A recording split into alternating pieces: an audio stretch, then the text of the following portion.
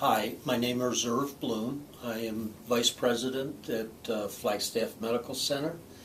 I have a variety of departments I'm responsible for. Ultimately, I think this is a career buster if you don't know how to write a good business letter, your grammar is not correct, and whether you think so or not, employers look at that. Supervisors look at that.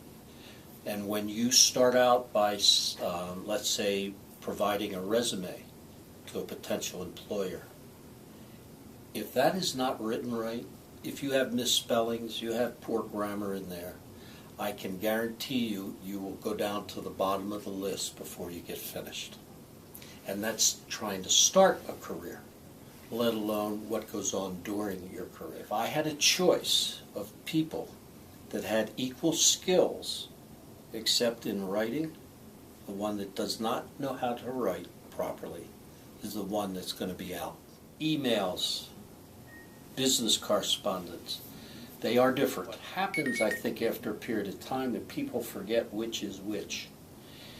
Business correspondence should always be done with a formal frame of reference. It reflects on you, makes your peers wonder if you even know how to write. It's extremely critical. Think about sending a letter to a potential client that you would like to meet and hopefully bring their business to your firm. How do you think they would make their decision based on sloppy correspondence? It is a basis for being a good manager. Would I send my boss a letter with acronyms in it or spelling errors? Of course not. Well, I say of course not. I mean, computers today give you spell check, grammar reviews. So you're telling me that you didn't even care to at least use the tools within the computer system.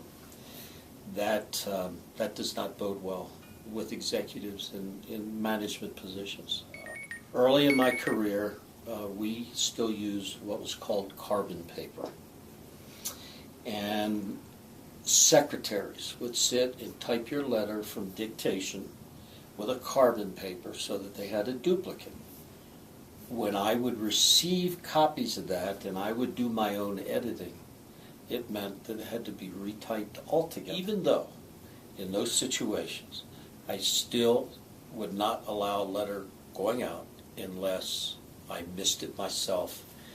And I just want to add here that when I was in grade school, high school, my worst course was English. But I learned very quickly when I've had some supervisors come back and put a letter on my desk and say, who is him? Who is theirs? Is this possessive or is this just descriptive? That taught me a lesson very early. And ever since then, I realized that I'm not the only one that sees my own correspondence.